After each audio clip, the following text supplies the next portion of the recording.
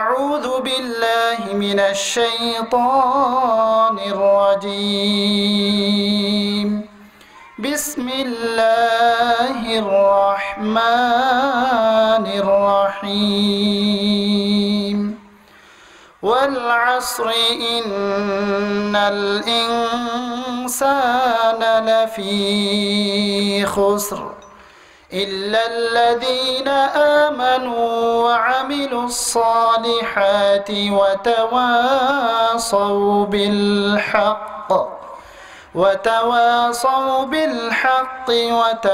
وتواصوا بالصبر وقال رسول الله صلى الله عليه وسلم من فاتته صلاة العصر فكأنما وتر أهله وماله أو كما قال النبي عليه الصلاة والسلام سبحانك لا علم لنا إلا ما علمتنا إنك أنت العليم الحكيم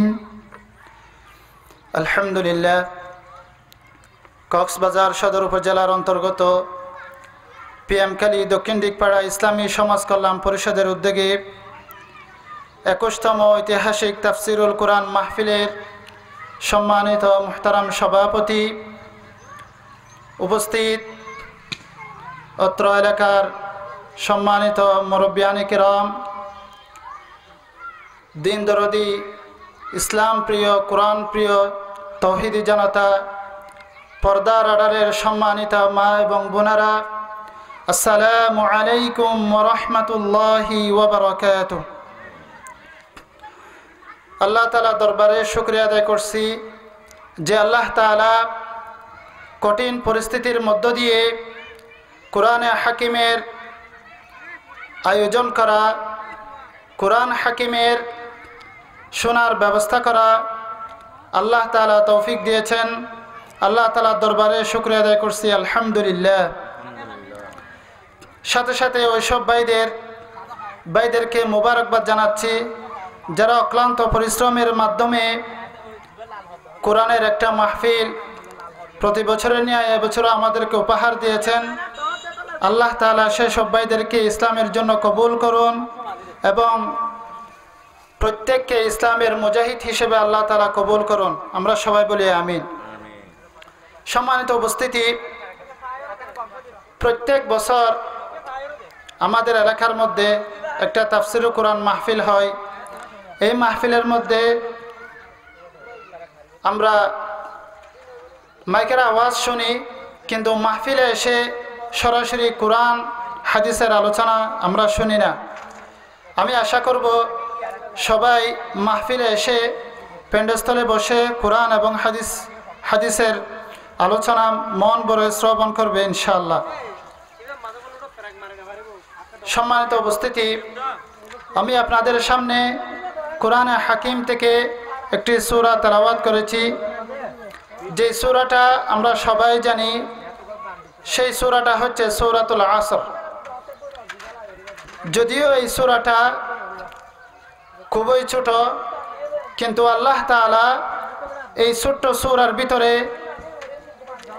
এমন গুরুত্বপূর্ণ তথ্য এখানে দিয়েছেন। এক মুফাসসিরের ভাষায় বলি, যদি এই সূরা যদিও ছোট, কিন্তু লোহিত সাগর, যত বড় বড় সাগর আছে, নদী নালা আছে, আসমান জমিন, সবগুলো এই সূরার মধ্যে অন্তর্ভুক্ত, মণিমুক্তার মতো। আল্লাহ তাআলা যে সূরাটা নাজিল করেছেন, এই সূরার আয়াত সংখ্যা হচ্ছে 3টি। এই 3টি আয়াতের মধ্যে আল্লাহ তাআলা এত গুরুত্বপূর্ণ কথা বলেছেন, যেই গুরুত্বপূর্ণ কথাগুলো এই সূরা নাজিল হওয়ার পর সাহাবায়ে কেরাম রাদিয়াল্লাহু তাআলা আনহুম আজমাইন, তাদের মধ্য থেকে এমন 2 জন সাহাবী ছিলেন যারা একে অপরের সাথে মিলিত হলে সূরা আসরের ব্যাপারে আলোচনা না করে, একে অপরকে না শুনিয়ে কখনো পৃথক হতেন না। তাহলে এই সূরা মানব জাতির জন্য অত্যন্ত গুরুত্বপূর্ণ। এই সূরা নামকরণ করেছেন আসর দিয়ে। এই আসর শব্দটা আল্লাহ তাআলা এই সূরার মধ্যে যে 3টা আয়াত দিয়েছেন, এই 3টা আয়াতের মধ্যে প্রথম যে শব্দ ওয়াল আসর আল্লাহ তাআলা দিয়েছেন, এই আসর শব্দ দিয়ে আল্লাহ তাআলা সূরাতুল আসর নামে নামকরণ করেছেন। এবং এই সূরার আয়াত সংখ্যা হচ্ছে 3টি। পবিত্র কোরআনে মাসহাফে উসমানির তরতিব অনুসারে 114টি সূরার মধ্যে এই সূরাটির অবস্থান হচ্ছে 103 নম্বর সূরা। এই সূরা নাজিল হওয়ার কয়েকটা কারণ মুফাসসিরিনে কারাম বর্ণনা করেছেন। এই সূরার যে প্রথম আয়াত আল্লাহ তাআলা ওয়াল আসর দিয়েছেন, এই আসরের মধ্যে আল্লাহ তাআলা যে গুরুত্বপূর্ণ কথা বলেছেন, সাথে সাথে এই মানব জীবনের ক্ষতি সংক্রান্ত সফলতা বিফলতা লাভ ক্ষতি এই সূরার মধ্যে আল্লাহ তাআলা আলোচনা করেছেন। কি কি বিষয়ের মধ্যে মানুষ ক্ষতিগ্রস্ত এবং এই ক্ষতি থেকে মানব জাতি কিভাবে মুক্তি পেতে পারে এবং কি কি বিষয়ে মুক্তি পেতে পারে, আল্লাহ সুবহানাহু ওয়া তাআলা এই সূরার মধ্যে বর্ণনা করেছেন। মুফাসসিরিনে কেরাম এই সূরা নাজিল হওয়ার ক্ষেত্রে বর্ণনা করেছেন, এই সূরা নাজিল হওয়ার প্রথম কারণ হচ্ছে আবু হাফস নু'মানী রাহমাতুল্লাহ আলাইহি বলেন, আল্লাহ তাআলা এই সূরা কয়েকটি ব্যক্তির ব্যাপারে নাজিল করেছেন। এই সূরার দ্বিতীয় আয়াতের মধ্যে ইন্নাল ইনসানা লাফি খুসর এই আয়াত এই অংশটুকু নাজিল করেছেন আবু জাহেলের ব্যাপারে। ইল্লাল্লাযীনা আমানু বলে এই অংশটুকু হযরত আবু বকর সিদ্দিক রাদিয়াল্লাহু তাআলা আনহুর ব্যাপারে আল্লাহ তাআলা নাজিল করেছেন।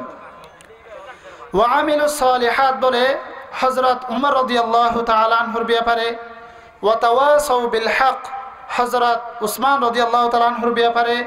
ওয়া তাওয়াসাউ বিস সবর এই আয়াত হযরত আলী রাদিয়াল্লাহু তাআলা আনহুর ব্যাপারে আল্লাহ তাআলা নাজিল করেছেন। মুফাসসিরিনে কেরাম আরো বলেন, এই সূরা অবতীর্ণ হওয়ার দ্বিতীয় কারণ হচ্ছে ইবনে আব্বাস রাদিয়াল্লাহু তাআলা আনহু বলেন, এই সূরাটি মুশরিকদের মধ্যে থেকে যারা বড় বড় লিডার ছিল তাদের ব্যাপারে এই সূরাটা আল্লাহ তাআলা নাজিল করেছেন। তাদের মধ্য থেকে কয়েকজন হলো আসম ইবনে ওয়াইল। কি নাম? আসম ইবনে ওয়াইল। এরপরে ওয়ালিদ ইবনে মুগীরা। তৃতীয় ব্যক্তি হচ্ছে আসওয়াদ ইবনে আব্দুল মুত্তালিব। এদের ব্যাপারে আল্লাহ তাআলা এই সূরাতুল আসরটি নাজিল করেছেন। মুফাসসিরিনে কেরাম এর 3 নম্বর নাজিল হওয়ার কারণ ব্যাখ্যা করেছেন। ইবনে উসাইদ নামে মক্কার মধ্যে একজন ব্যবসায়ী ছিল। সে হযরত আবু বকর রাদিয়াল্লাহু তাআলা আনহুর সাথে ব্যবসা করতেন।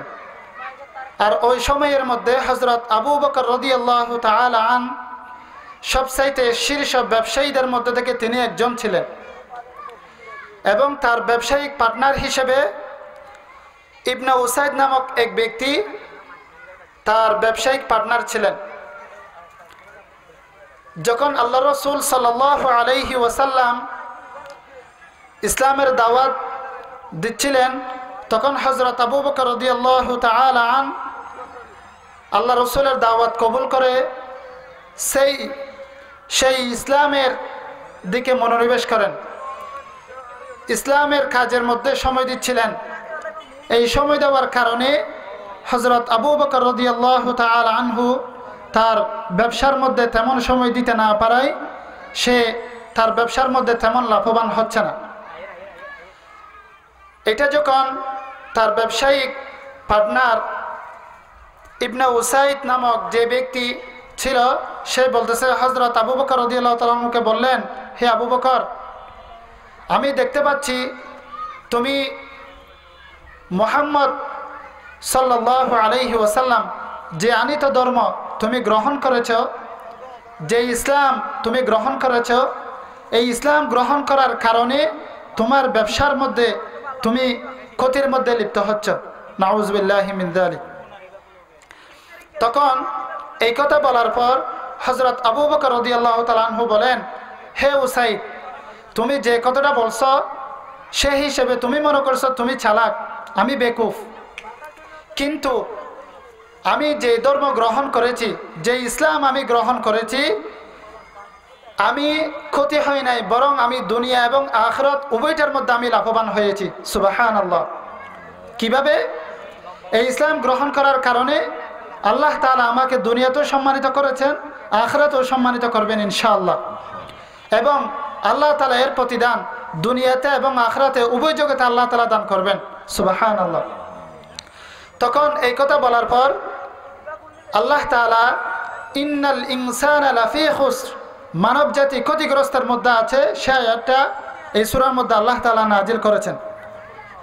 এই কয়েকটা আয়াত কারণ বর্ণনা করেছেন এই সূরা নাজিল হওয়ার কারণ সম্পর্কে। এই সূরার ব্যাপারে আল্লাহ তাআলা এমন কিছু বিষয় নিয়ে মানব জাতিকে সতর্ক করেছেন যে মানব জাতি ব্যাপারে আল্লাহ তাআলা ক্ষতিগ্রস্তের মধ্যে লিপ্ত, দিন দিন ক্ষতির মধ্যে তারা ডুবে আছে, সেই ব্যাপারে আল্লাহ তাআলা সতর্ক করছেন এবং সেই ক্ষতি থেকে কিভাবে মুক্তি পেতে পারে চারটা মূলনীতি আল্লাহ তাআলা এই সূরার মধ্যে বলে দিয়েছেন। সর্বপ্রথম আয়াত, ওয়াল আসর ইন্নাল ইনসানা লাফি খুসর ইল্লাল্লাযীনা আমানু ওয়া আমিলুস সালিহাতি ওয়া তাওয়াসাউ বিল হক ওয়া তাওয়াসাউ বিস সাবর। প্রথম আয়াতের অর্থ হচ্ছে কালের শপথ,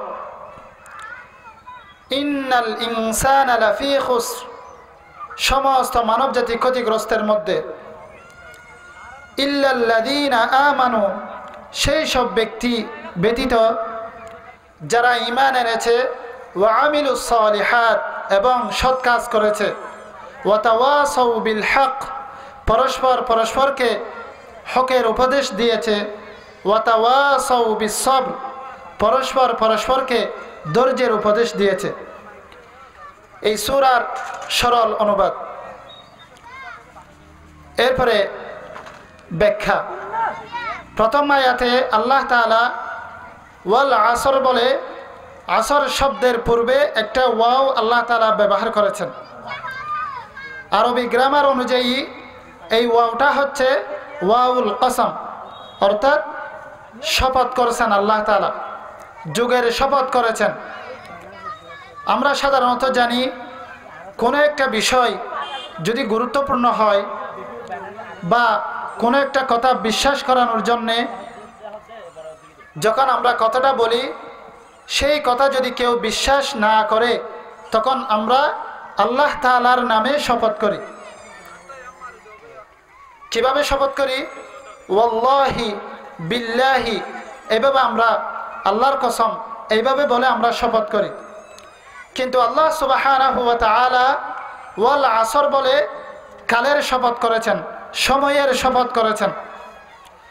অথচ আল্লাহ সুবহানাহু ওয়া তাআলা আসমান এবং জমিনের মধ্যে এবং কুল কায়নাত যা আছে সব কিছুর মধ্যে আল্লাহ তাআলা হচ্ছে সর্বশ্রেষ্ঠ এবং তার চাইতে বড় আর কেউ নাই।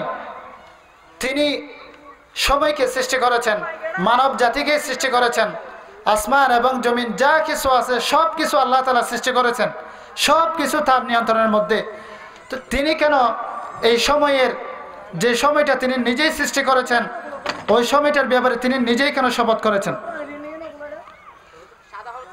এই সময়ের শপথ করার কারণ হচ্ছে আল্লাহ তাআলা যখন কোনো একটা বিষয়ে শপথ করেন তখন বুঝতে হবে ওই সময়ের গুরুত্ব এবং ওই সময়ের প্রমাণ আল্লাহ তাআলার কাছে অনেক অনেক দামি, এবং এই সময়টা মানব জাতির জন্যও অনেক গুরুত্বপূর্ণ। এই জন্য আল্লাহ সুবহানাহু ওয়া তাআলা ওয়াল আসর বলে কালের শপথ করেছেন। শুধু সময়ের বা কালের শপথ করেছেন এমন নয়, পুরা 30 পারা কোরআনের মধ্যে আল্লাহ তাআলা বিভিন্ন জায়গায় আরও শপথ করেছেন। শেখ তানতাউই জওহারি রহমতুল্লাহ আলাই বলেন, পবিত্র কোরআনে হাকিমের মধ্যে আল্লাহ তাআলা 40টি বিষয়ে শপথ করেছেন। কয়টি বিষয়ে? 40টি বিষয়ে আল্লাহ তাআলা শপথ করেছেন। তার মধ্যে 20টি বিষয় হচ্ছে ভূমণ্ডল, এরপরে আর 20টি হচ্ছে নবমণ্ডল। এই 20টি মোট 40টি বিষয়ে আল্লাহ তাআলা কোরআনে হাকিমের মধ্যে শপথ করেছেন। তার মধ্যে সর্বশেষ তিনি যে শপথটা করেছেন সেটা হচ্ছে কালের শপথ, সময়ের শপথ আল্লাহ তাআলা করেছেন। যেমন ওয়াদ-দারিয়াতি দারওয়া ফাল-হামিলাতি বিকরা ওয়াল ফাজরি ওয়া লায়ালিন আশর والشمس وضحاها والقمر إذا تلاها। এইভাবে আল্লাহ তাআলা অসংখ্য আয়াতের মধ্যে আল্লাহ তাআলা শপথ করেছেন। আল্লাহ তাআলা এই সময়ের শপথ করেছেন এই জন্যে এই সময়টা মানব জাতির জন্য অত্যন্ত গুরুত্বপূর্ণ। শুধু মানব জাতির জন্য গুরুত্বপূর্ণ এমন নয়, এই সময়টা দিন দিন আমাদের কাছ থেকে বিদায় নিয়ে যাচ্ছে। মানুষ যখন ছোটকাল থেকে বড় হয় তখন আমরা বলি তার বয়স বাড়তেছে। আসলে তার বয়স বাড়তেছে না, তার বয়স কমতেছে। কীরকম? বর্তমান সময়ে মোবাইলের মধ্যে আমরা যদি 10 মিনিটের যদি একটা ভিডিও আমরা দেখি, তখন ওই ভিডিওটা যখন আমরা অন করি দেখার জন্যে, তখন এটা যখন 1 সেকেন্ড 2 সেকেন্ড এভাবে যেতে যেতে 1 মিনিট 2 মিনিট এইভাবে যায়, তখন এক পাশ থেকে 10 মিনিট আসে, ঠিক আছে, অপর পাশ থেকে 1 মিনিট এখান থেকে চলে যাওয়ার পরে ওখান থেকে 9 মিনিট উঠে যায়। তার মানে যে 10 মিনিট ছিল সেই 10 মিনিট থেকে 1 মিনিট চলে গেছে, অতিবাহিত হয়ে গেছে। সুতরাং মানব জাতির জীবনও তেমন। মানুষ যখন জন্মগ্রহণ করে তখন তার বয়স আমরা বলি বাড়ে, আসলে বাড়ে না। তার বয়স যতটুকু আল্লাহ তাআলা নির্ধারিত করে রেখেছেন ওই বয়স থেকে সে যখন দিন দিন বড় হতে থাকে, বাড়তে থাকে, তখন তার বয়স কমতে থাকে। ইমাম রাজি রহমতুল্লাহ আলাই বলতেছেন, এক বুজুর্গ ব্যক্তি সূরা আসরের তাফসীর তার বোঝা আসতেছে না। সে এক সময় বাজারের মধ্যে যাচ্ছে। সে যখন বাজারের মধ্যে যাচ্ছে তখন হাঁটতেছে, তখন এক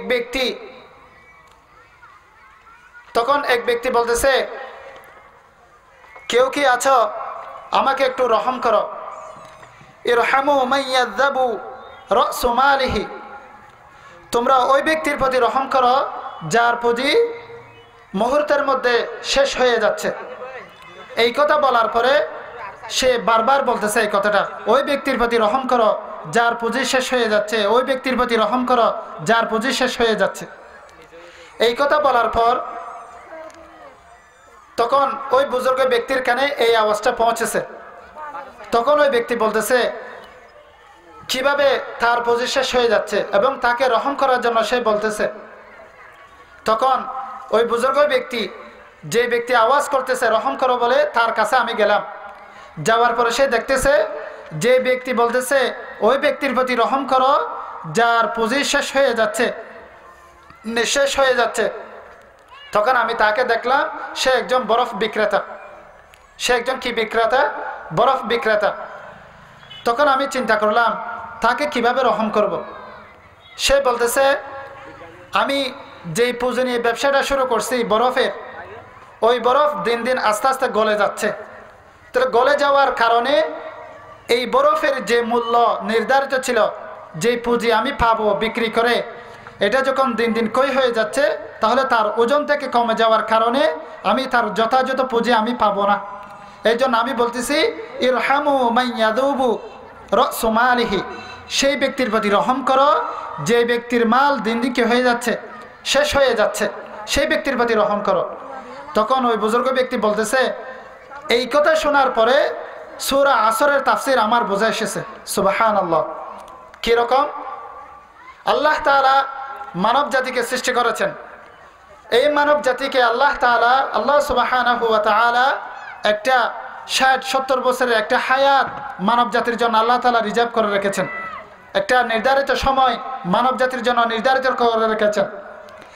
এখন এই সময়টা মানব জাতি দিন দিন ক্ষতির দিকে, যেগুলো আল্লাহ এবং তার রাসূল নিষেধ করেছেন সেই সব অবৈধ কাজ করে তার সময়টাকে নষ্ট করে ফেলতেছে। যেই নষ্ট করার কারণে তার পুঁজি হায়াত দিন দিন কমে যাচ্ছে। এই কমে যাওয়ার কারণে সে তার অবৈধ কাজ করার কারণে গুনার কাজের যে ওজন পাল্লা সেটা দিন দিন বাড়ে হচ্ছে, নেকির পাল্লা দিন দিন কমে যাচ্ছে। তো সেই কারণে আল্লাহ তাআলা যে মানব জাতির হায়াত দিয়েছেন, ওই মানব জাতির হায়াতের গুরুত্ব ব্যাপারে আল্লাহ তাআলা এই সূরাটা কি করেছেন, নাজিল করেছেন। তখন এই কথা বলার পরে মানব জাতি যে ক্ষতিগ্রস্তের মধ্যে আছে এবং দিন দিন ক্ষতির দিকে চলে যাচ্ছে, সেই তাফসির সূরা আসরের তাফসির আমার বোঝা এসেছে। এরপরে অনেক মুফাসসির বলতেছেন ওয়াল আসর বলে আল্লাহ সুবহানাহু ওয়া তাআলা শুধু কালের শপথ করেছেন এমন নয়, এখানে আসর বলে আই সলাতুল আসরি, আসরের নামাজের শপথ করেছেন। 5 ওয়াক্ত নামাজের মধ্যে দিয়ে আল্লাহ তাআলা যে 1 ওয়াক্ত নামাজ আসরের নামাজ দিয়েছেন, ওই আসরের শপথ আল্লাহ তাআলা করেছেন। কোরআনের মধ্যে আল্লাহ তাআলা বলেন হাফিযু আলাস সালাওয়াতি ওয়াস সালাতিল উসতা, তোমরা ওই নামাজকে তোমরা হেফাজত করো, গুরুত্ব দাও। যেই নামাজটা হচ্ছে মধ্যবর্তী নামাজ, সেটা হচ্ছে আসরের নামাজ। কারণ আল্লাহ রাসূল সাল্লাল্লাহু আলাইহি ওয়াসাল্লাম বলেছেন মান ফাতাতহু সালাতুল আসরি, যে ব্যক্তির কাছ থেকে আসরের নামাজ ছুটে গিয়েছে ফাকান্নামা উতিরা আহলুহু ওয়া মালুহু, যেন তার থেকে তার পরিবার পরিজন হারিয়ে গেল। তাহলে এই আসরের সময়ের গুরুত্ব অনেক। অনেক মুফাসসিরে কেরাম বলেন এখানে ওয়াল আসর বলে আল্লাহ তাআলা যে সময়ের শপথ করেছেন, এখানে আসর বলে আল্লাহ রাসূল সাল্লাল্লাহু আলাইহি ওয়াসাল্লামের সময়কাল, আল্লাহ রাসূলের যুগের যে সময়টা ছিল ওই সময়ের ব্যাপারে আল্লাহ তাআলা শপথ করেছেন। কেননা আল্লাহ রাসূলের অবস্থানের সময় যে সময়টা ছিল ওই সময়টা হচ্ছে সবচাইতে মর্যাদাবান সময়, গুরুত্বপূর্ণ সময়। এই উত্তম সময় অন্যান্য সময়ের চাইতে অনেক মর্যাদাবান। এই জন্য আল্লাহ তাআলা এখানে ওয়াল আসর বলে ওই সময়ের শপথ করেছেন এবং ওই সময়কে আল্লাহ তাআলা বুঝিয়েছেন।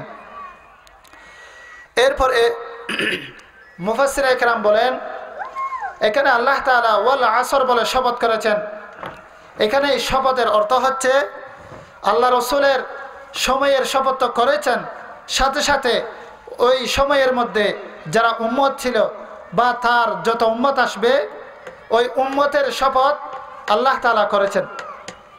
কেননা অন্যান্য নবীর উম্মতের চাইতে আল্লাহ রাসূলের উম্মতের মান মর্যাদা আল্লাহ তাআলার কাছে অনেক। এই জন্য এখানে ওয়াল আসর বলে আল্লাহ তাআলা সেটার শপথ করেছেন। এরপরে মুফাসসিরে কেরাম বলেন এখানে আল্লাহ রাসূলের যুগের যে সময়টা বলা হচ্ছে সেটা হচ্ছে সর্বশেষ সময়, যে সময়ের পরে আর কোনো সময় আসবে না। কীরকম? রাসূল সাল্লাল্লাহু আলাইহি ওয়াসাল্লাম হচ্ছে সর্বশেষ নবী, তারপরে আর কোনো নবী রাসূল আল্লাহ তাআলা দুনিয়াতে পাঠাবেন না। তাহলে তার মাধ্যমে যে শরীয়ত, যে বিধান আল্লাহ তাআলা দিয়েছেন ওই সময়টাই হচ্ছে নির্ধারিত এবং এই সময়ের মধ্যে যারা আসবে ওই সময়টাকে খুব গুরুত্ব সহকারে যে বিধান তার মাধ্যমে আল্লাহ তাআলা দিয়েছেন তিনি সুস্পষ্টভাবে বর্ণনা করেছেন, সেটাকে আমল করতে হবে এবং এটাকে ছাড়া যাবে না। আল্লাহ তাআলা বলেন মা আতাকুমুর রাসূলু ফাখুযুহু ওয়া মা নাহাকুম আনহু ফান্তাহু, তোমাদের মধ্য থেকে তোমাদের রাসূল যা নিয়ে এসেছে ফাখুযুহু, তোমরা সেটা আঁকড়ে ধরো, সেটার উপরে তোমরা আমল করো। ওয়ামা নাহাকুম আনহু ফান্তাহু, এবং তিনি যেসব বিষয়ে তোমাদেরকে নিষেধ করেছেন, যেই সব বিষয়ে তোমাদেরকে সতর্ক করেছেন, সেই সব বিষয় থেকে তোমরা বিরত থাকো। এরপর আল্লাহ রাসূল সাল্লাল্লাহু আলাইহি ওয়াসাল্লাম বলেছেন, তারাকতু ফীকুম আমরাইন, আমি তোমাদের মধ্যে দুইটি জিনিস আমি রেখে যাচ্ছি। লান তাদিল্লু মা তামাসসাকতুম বিহিমা, এই দুইটা জিনিস তোমরা যতক্ষণ আঁকড়ে ধরবা, অর্থাৎ যে দুইটা বিষয় আমি রেখে যাচ্ছি ওই বিষয়টার মধ্যে তোমরা যতদিন আমল করবা, লান তাদিল্লু, তোমরা কখনো পথভ্রষ্ট হবে না। সেই দুইটা বিষয় কি? কিতাবাল্লাহি ওয়া সুন্নাতি রাসূলিহি, একটা হচ্ছে আল্লাহ তাআলার কিতাব আর একটা হচ্ছে রাসূলের সুন্নাহ অর্থাৎ হাদিস শরীফ। এই দুইটা বিষয় যখন তোমরা আঁকড়ে ধরবা, যতদিন তোমরা এই দুইটা বিষয় আঁকড়ে ধরবা ততদিন পর্যন্ত তোমরা কখনো পথভ্রষ্ট হবে না। তাহলে এখান থেকে বোঝা যাচ্ছে আল্লাহ রাসূলের যে আনিত বিধান, এটার উপরে আমাদেরকে আমল করতে হবে, এখানের মধ্যে কম বেশ করা যাবে না। আল্লাহ তাআলা নবীর মাধ্যমে যেই সব বিধান আমাদের উপর আরোপ করেছেন সেটার উপর বিশেষভাবে আমল করতে হবে, এবং যেসব বিষয় নিষেধ করেছেন সেখান থেকে আমাদেরকে সতর্ক থাকতে হবে। এরপরে আল্লাহ তাআলা সূরা আসর বলে মানব জাতির যে হায়াত, সে হায়াতের দিকে আল্লাহ তাআলা বোঝাচ্ছেন, সেটা হচ্ছে ইন্নাল ইনসানা লাফি খুসর, সমস্ত মানব জাতি ক্ষতিগ্রস্ত। এখানে আল্লাহ তাআলা ইনসান বলে শুধু মুসলমান জাতিকে বোঝায় নাই, ইনসান বলে এখানে বৌদ্ধ, খ্রিস্টান, ইহুদি, নাসারা, অগ্নি পূজারী যারা আছে সবাইকে আল্লাহ তাআলা এখানে অন্তর্ভুক্ত করেছেন। ইনসান বলতে এখানে সবাই অন্তর্ভুক্ত, কেননা তারা তাদের যেই সময়টুকু আছে সেই সময়টুকু আল্লাহ তাআলার বিধানের মধ্যে না কাটিয়ে অযথা সময়ের মধ্যে কেটে তাদের জীবনকে বিনষ্ট করে ফেলছে। এই কারণে আল্লাহ তাআলা বলতেছেন ইন্নাল ইনসানা লাফি খুসর, সমস্ত মানব জাতি ক্ষতিগ্রস্তের মধ্যে লিপ্ত। কেননা আল্লাহ রাসূল সাল্লাল্লাহু আলাইহি ওয়াসাল্লাম বলেন, লান তাজুলা কদামা আবদিন হাত্তা ইউসআলা আন আরবা'। রাসূল সাল্লাল্লাহু আলাইহি ওয়াসাল্লাম বলেন, কিয়ামতের দিন আল্লাহ সুবহানাহু ওয়া তাআলা বনি আদম থেকে 4টা বিষয়ে প্রশ্ন করবেন। এই 4টা বিষয় যতক্ষণ পর্যন্ত উত্তর দিতে পারবে না ততক্ষণ পর্যন্ত তারা এক কদমের সামনে আগাতে পারবে না। তার মধ্য থেকে একটা হচ্ছে আন উমরিহি ফিমা আফনা, এক নম্বর হচ্ছে আল্লাহ সুবহানাহু ওয়া তাআলা যেসব 4টি বিষয়ের মধ্যে একটা বিষয়ের ব্যাপারে আল্লাহ তাআলা বনি আদমকে প্রশ্ন করবেন, তার মধ্যে একটা বিষয় হচ্ছে তার বয়স সম্পর্কে আল্লাহ তাআলা জিজ্ঞাসা করবেন। তার বয়স, সে কোথায় কেটেছে, কোথায় অতিবাহিত করেছে, সেই বিষয় সম্পর্কে আল্লাহ তাআলা বনি আদম থেকে জিজ্ঞাসা করবেন। মুহাদ্দিসিনে কেরাম বলেন, মানব জাতির জন্ম হওয়ার পর থেকে বালেগ হওয়া পর্যন্ত, প্রাপ্তবয়স্ক হওয়া পর্যন্ত যেই সময়টুকু আছে ওই সময়টুকু ব্যতীত এরপরের সময়টুকু যা আছে মরণ পর্যন্ত, ওই সময়ের হিসাব আল্লাহ তাআলা বান্দার কাছ থেকে চাইবেন। তাহলে যতক্ষণ পর্যন্ত এই সময়টুকু কোথায় ব্যয় করেছে, কিভাবে ব্যয় করেছে সেটার উত্তর দিতে পারবে না, ততক্ষণ পর্যন্ত আল্লাহ তাআলা কাছ থেকে সামনে এগোতে পারবে না। 2 নম্বর যে বিষয়ে আল্লাহ তাআলা বনি আদমকে প্রশ্ন করবেন সেটা হচ্ছে ওয়া আন শাবাবিহি ফিমা আবলা, তোমার যৌবনকাল তুমি কোথায় ব্যয় করেছো? তোমাকে আমি যে যৌবনকাল আমি দিয়েছি সেই যৌবনকাল তুমি কি শয়তানের অনুসরণের মধ্য দিয়ে কেটেছো, ব্যয় করেছো, নাকি আল্লাহ তাআলার ইবাদতের মধ্য দিয়ে তোমার এই সময়টুকু যৌবনকালটুকু ব্যয় করেছ? সেই সব বিষয়ে আল্লাহ তাআলা বনি আদমকে প্রশ্ন করবেন। কারণ এই যৌবনকালটা হচ্ছে মানব জাতির জন্য সর্বোত্তম খুব গুরুত্বপূর্ণ সময়, যে সময়টুকুর মধ্যে ছোটকালে এবং বৃদ্ধ বয়সে মানব জাতি যা করতে পারে না, এই যৌবনকালের মধ্যে শক্তি থাকার সামর্থ্য থাকার কারণে সেই কাজগুলো করার সে সামর্থ্য রাখে। কারণ পটিয়া মাদ্রাসার ওয়ালি সাহেব রহমতুল্লাহ আলাইহি বলতেন, মানব জাতির সময়টুকু এমন, ছোটকালে তার যে সময়টুকু ছিল সে না বুঝে তার সময়টুকু সে ব্যয় করে ফেলেছে, এবং তার যৌবনকাল যে সময়টুকু আছে সেটা না বুঝে এবং পারার শক্তি সামর্থ্য থাকার পরেও সে করে নাই। বৃদ্ধ বয়সে সে তার মন চাচ্ছে, তারপরেও সে শরীর দুর্বল হওয়ার কারণে যে আমলের ইচ্ছা সে করেছে সেই আমলটুকু সে করতে পারতেছে না। তো এই জন্য সে চিটাগর ভাষায় এভাবে বলেছে, ছোড়া হালে নবজিলাম, জোয়ান হালে নগল্যাম, বুড়া হালে নফেললাম। এইভাবে সে মানব জাতির গুরুত্ব সম্পর্কে বলেছেন।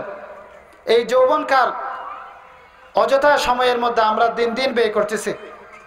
আজানের সময় হয়েছে, আল্লাহ তাআলার আওয়াজ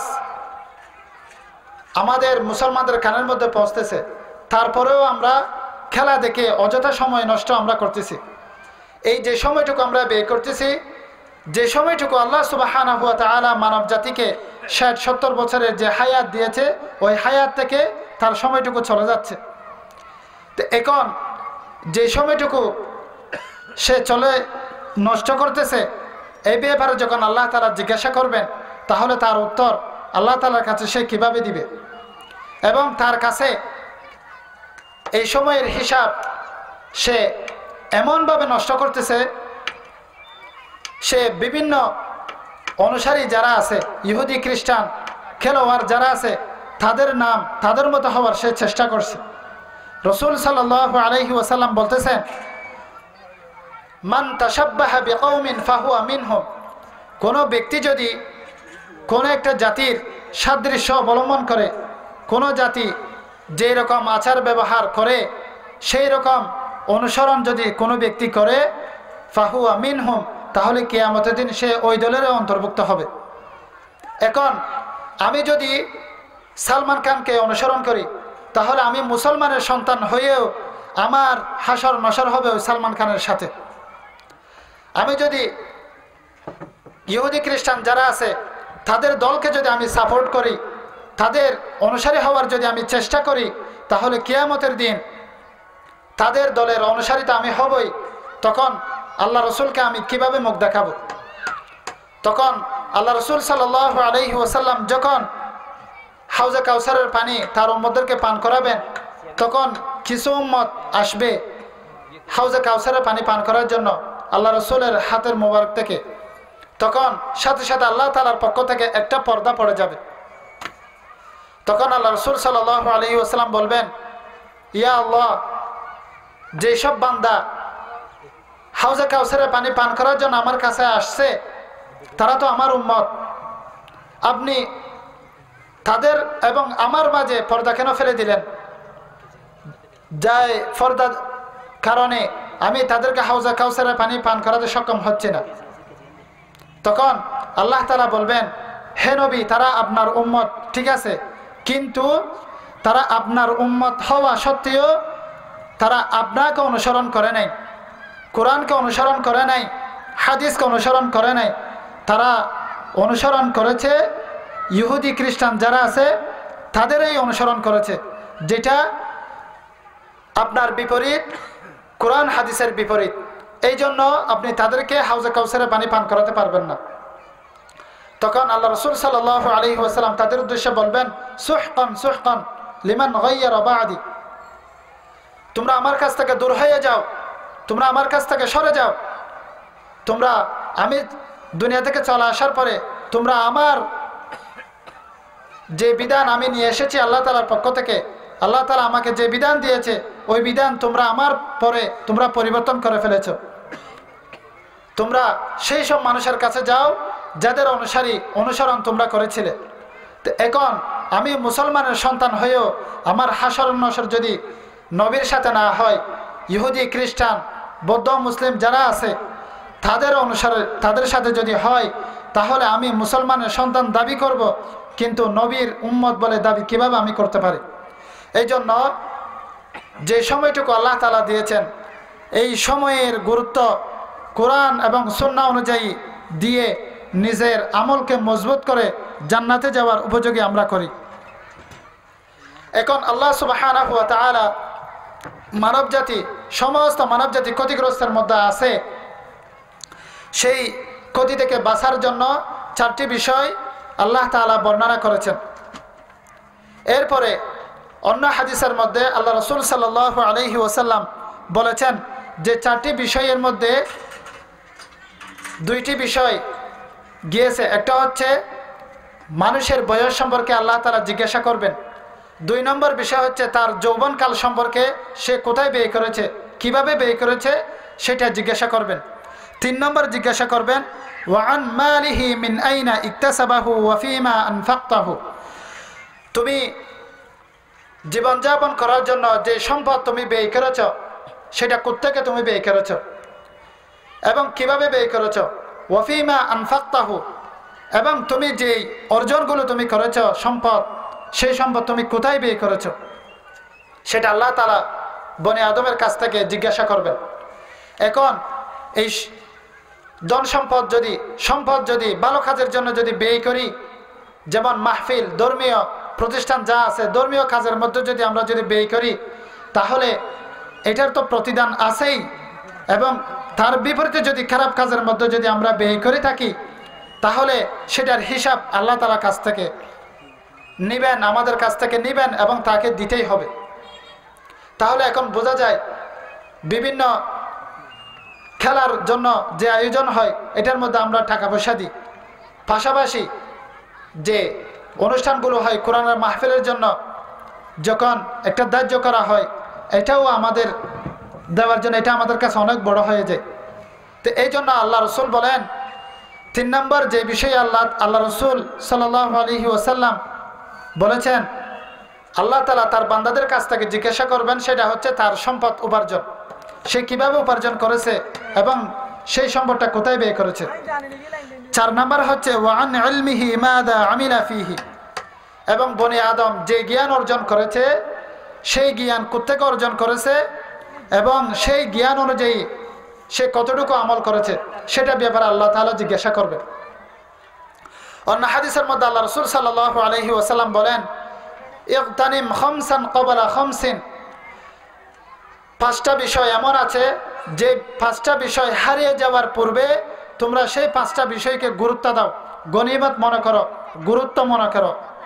1 নম্বর হচ্ছে শাবাবাকা ক্বাবলা হারামিক, তোমার যৌবনকাল হারিয়ে যাওয়ার পূর্বে তোমার যৌবনকাল থাকা অবস্থায় তুমি সেটাকে গনিমত মনে করো, গুরুত্বপূর্ণ মনে করো। 2 নম্বর হচ্ছে ওয়াসিহহাতাকা ক্বাবলা সাকামিক, তুমি অসুস্থ হওয়ার পূর্বে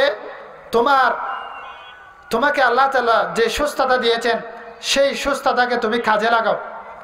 তুমি অবৈধ কাজের মধ্যে ব্যয় না করে সুস্থতাকে আল্লাহ তাআলার কাজে, সৎ কাজের মধ্যে তুমি কি করো, ব্যয় করো এবং সেটাকে গুরুত্ব মনে করো। 3 নম্বর ওয়াগিনাকা ক্বাবলা ফাগরিক, তোমার কাছে দরিদ্রতা আসার পূর্বে যে ধন সম্পদ ছিল, তুমি ধনী ছিলা, ওই সময়টাকে তুমি কি করো, ধন সম্পদকে তুমি গুরুত্বপূর্ণ মনে করো। 4 নম্বর হচ্ছে ওয়াফিরাগাকা ক্বাবলা শুগলিক, তোমার মাঝে ব্যস্ততা আসার পূর্বে তোমার যে সুযোগটা ছিল সেই সুযোগটাকে তুমি গনিমত মনে করো। 5 নম্বর আল্লাহ রাসূল বলেন ওয়াহায়াতাকা ক্বাবলা মাউতিক, তোমার মৃত্যু আসার পূর্বে তোমার যে জীবন যেটা আছে, যে হায়াত আল্লাহ তাআলা দিয়েছেন, ওই হায়াতকে তুমি গনিমত মনে করো। এই 5টা বিষয় হারিয়ে যাওয়ার পূর্বে থাকা অবস্থায় তুমি গনিমত মনে করো, গুরুত্ব দাও, গনিমত মনে করো। এক নাম্বার হচ্ছে যৌবনকাল, 2 নাম্বার হচ্ছে অসুস্থ হওয়ার পূর্বে সুস্থ থাকে, 3 নাম্বার হচ্ছে দরিদ্রতা আসার পূর্বে ধনাঢ্যকে তুমি গুরুত্ব দাও, 4র্থ নাম্বার হচ্ছে ব্যস্ততা আসার পূর্বে সময়টাকে সুযোগটাকে তুমি গুরুত্ব দাও, 5ম নম্বর মওত আসার পূর্বে মৃত্যু আসার পূর্বে তোমার জীবনকে তুমি গুরুত্ব দাও। তাহলে আল্লাহ তাআলা মানব জাতির জন্য যে হায়াত রিজার্ভ করে রেখেছেন, এই হায়াতটাকে ক্ষতিগ্রস্তের মধ্যে না রেখে জান্নাতের উপযোগী আমল করার জন্য আল্লাহ তাআলা মানব জাতিকে বলেছেন। এবং এই যে সমস্ত মানব জাতি ক্ষতিগ্রস্তের মধ্যে আছে, এটা থেকে কিভাবে মুক্তি পেতে পারে, 4টা বিষয় আল্লাহ তাআলা বলে দিয়েছেন। 1 নম্বর হচ্ছে ইল্লাল্লাযীনা আমানু, যারা ঈমান এনেছে, ওয়া আমিলুস সালিহাত, 2 নম্বর হচ্ছে যারা সৎ কাজ করেছে। 1 নম্বর হচ্ছে ঈমান আনয়ন করা। ঈমান কাকে বলে? ঈমান হচ্ছে কুফরের বিপরীত। ইমাম আবু হানিফা রাহমাতুল্লাহ আলাইহি বলেন, ঈমান হচ্ছে ইকরার বিল লিসান, তাসদীক বিল জিনান, আমল বিল আরকান। সেটা হচ্ছে অন্তরে বিশ্বাস করা, মুখে স্বীকৃতি দেওয়া, অন্তর এবং মুখে স্বীকৃতি দেওয়ার মাধ্যমে শরীরের সমস্ত অঙ্গ প্রত্যঙ্গ দ্বারা এগুলোকে বাস্তবায়ন করা। এই 3 জিনিসের নাম হচ্ছে ঈমান। এই ঈমান কাদের প্রতি হবে? আল্লাহ রাসূল সাল্লাল্লাহু আলাইহি ওয়াসাল্লাম বলেন, 1ম নাম্বার ঈমান হচ্ছে ঈমান আনবে আল ঈমানু বিল্লাহ, আল্লাহ তাআলার প্রতি ঈমান আনবে।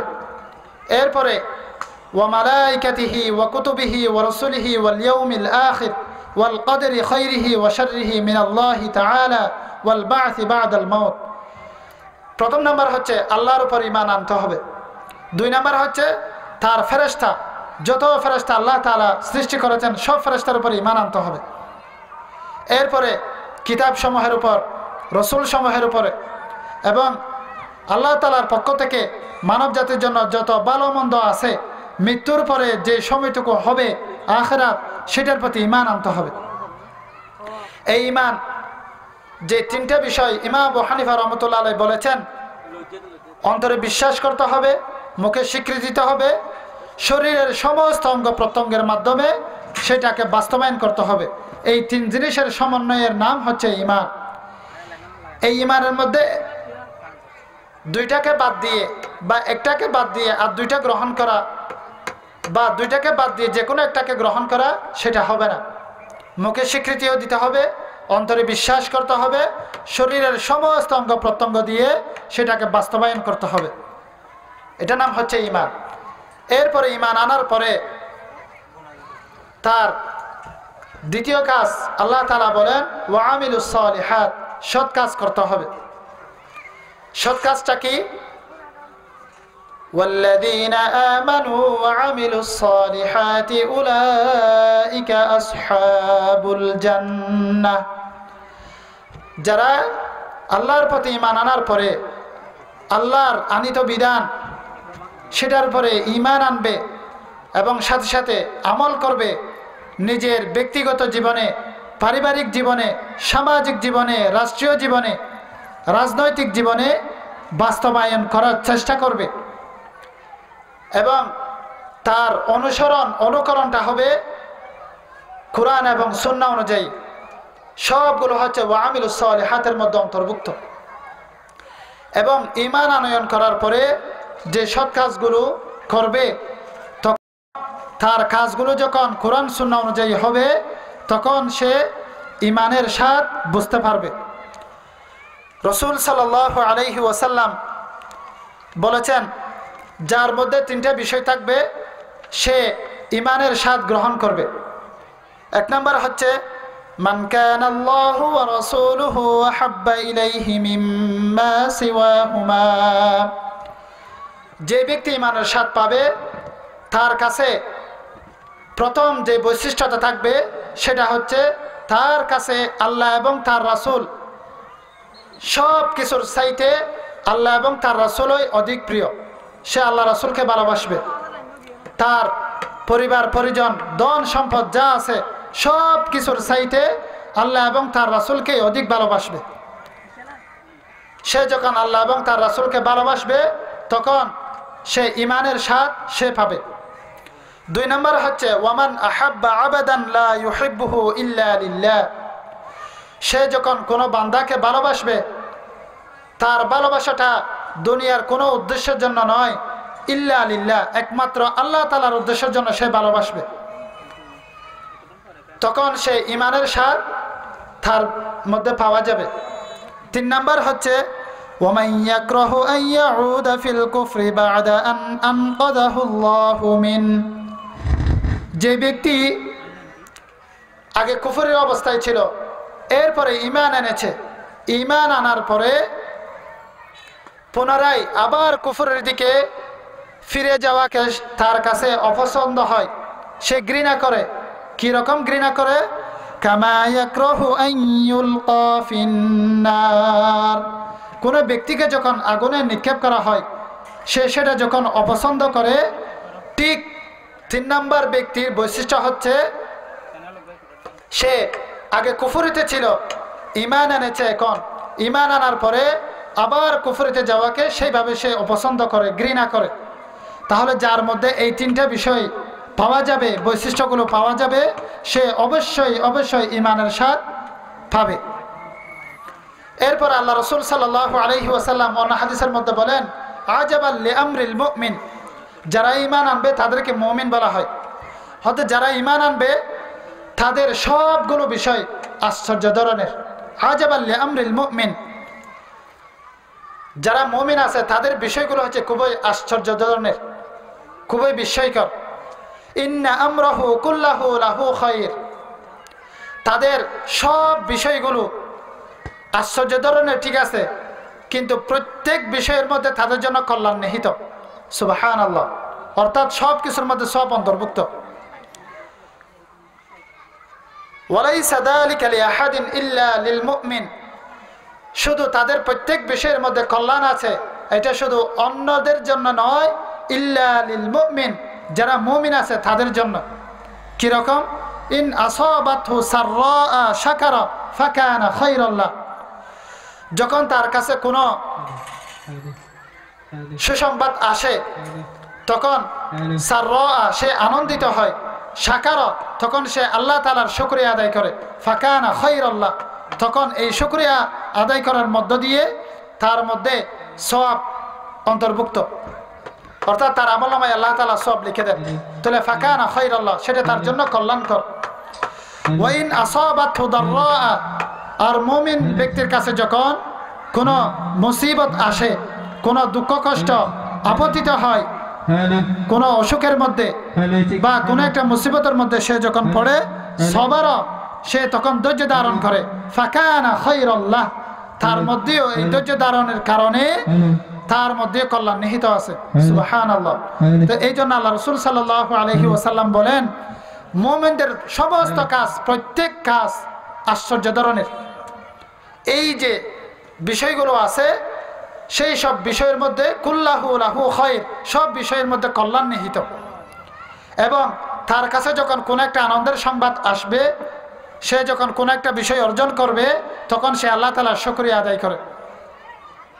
আল্লাহ তাআলা বলেন যখন কোনো বান্দা আল্লাহ তাআলার শুকরিয়া আদায় করে তখন আল্লাহ তাআলা তার নিয়ামত আরো বাড়ায় দেয়।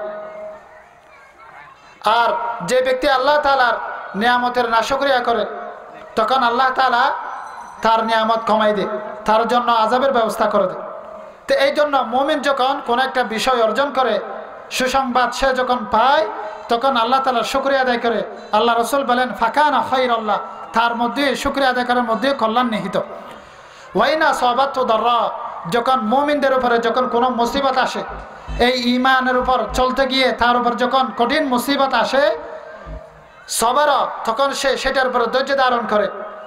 ঈমানের উপর চলতে গিয়ে সে যখন কঠিন মুসিবতের সম্মুখীন হয়, পরিবার পরিজনের কাছ থেকে যখন তাকে দূরত্ব বজায় রাখতে হয়, সে সেটার মধ্যে যখন সবর করে, ফাকানা খায়রাল লাহ, তখন আল্লাহ রাসূল বলেন তার মধ্যেও কল্যাণ নিহিত আছে।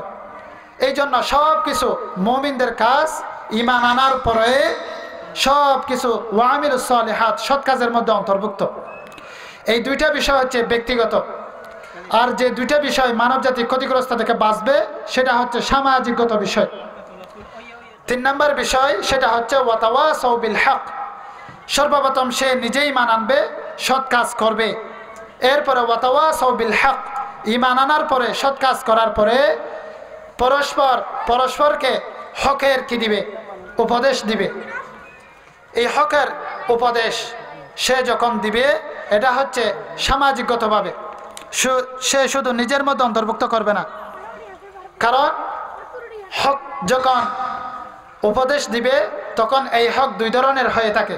একটা হচ্ছে হাক্কুল্লাহ, একটা হচ্ছে হাক্কুল ইবাদ। একটা হচ্ছে আল্লাহ তাআলার হক, আর একটা হচ্ছে বান্দার হক। আল্লাহ তাআলার হক হচ্ছে আল্লাহ তাআলা যে বিধান দিয়েছে, নামাজ, রোজা, হজ, যাকাত, যত ধরনের বিধান দিয়েছে সেটা হচ্ছে আল্লাহ তাআলার হক। আরেকটা হচ্ছে হাক্কুল ইবাদ, বান্দার হক। এই বান্দার হক যখন কোনো বান্দা আদায় করবে না, তার সাথে 2 নাম্বারই করবে, বেঈমানি করবে, সেই বান্দা যখন ক্ষমা করবে না তখন আল্লাহ তাআলাও ক্ষমা করবে না।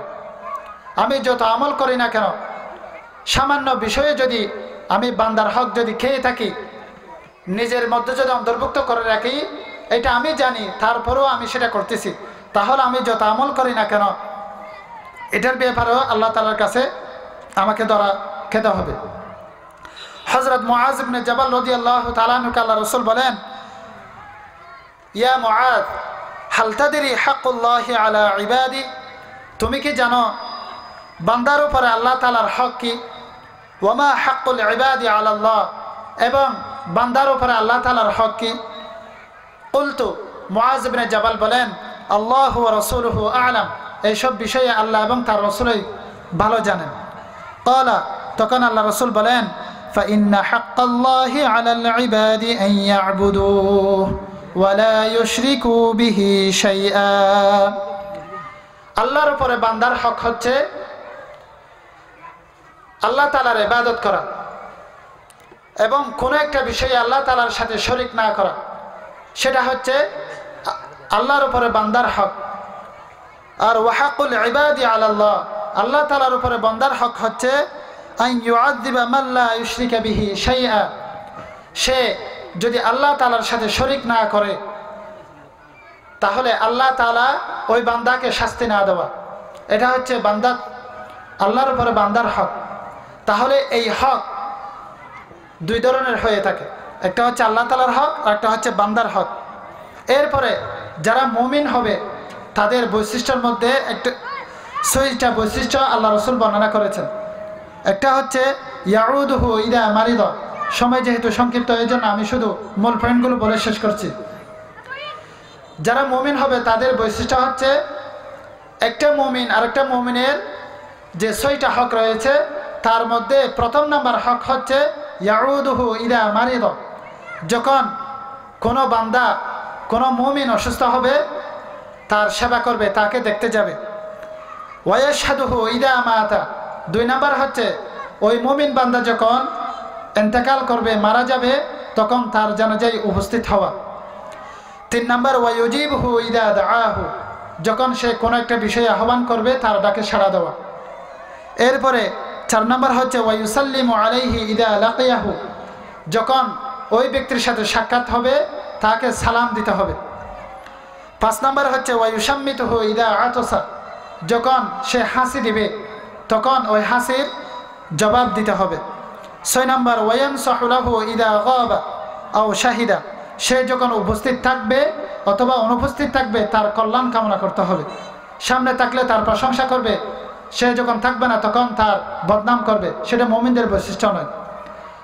4 নাম্বার হচ্ছে ওয়াতাওয়াসাউ বিস সবর, যে 4টা গুণ মধ্যে আল্লাহ তাআলা বলেছেন সেটার মধ্যে হচ্ছে ওয়াতাওয়াসাউ বিস সবর। হকের ব্যাপারে যখন সে অটল থাকবে, আদেশ দিবে, উপদেশ দিবে, তখন এই হক পালন করতে গিয়ে তার উপরে আযাব মুসিবত আসতে পারে, তখন সেটার উপরে তাকে ধৈর্য ধারণ করতে হবে। এই 4টা বিষয় যদি আমরা ভালোভাবে আমল করতে পারি তাহলে আল্লাহ তাআলা যে ক্ষতির কথা বলেছেন তাহলে এই ক্ষতি থেকে আমরা বাঁচতে পারবো ইনশাআল্লাহ। আল্লাহ তাআলা যে কথাগুলো এই নালায়েক বান্দার মুখ থেকে আল্লাহ তাআলা বলেছেন ভুল ত্রুটি ক্ষমা করে যে ভালো আমলগুলো আল্লাহ তাআলা আমার মুখ দিয়ে বের করেছেন সেই সব বিষয়গুলো সর্বপ্রথম আমাকে আপনাদেরকে আল্লাহ তাআলা আমল করে জান্নাতের উপযোগী হওয়ার আল্লাহ তাআলা আমাদেরকে তৌফিক দান করুন। ওয়া আখিরু দাওয়ানা আলহামদুলিল্লাহি রাব্বিল আলামিন। আসসালামু আলাইকুম ওয়া রাহমাতুল্লাহি ওয়া বারাকাতুহু।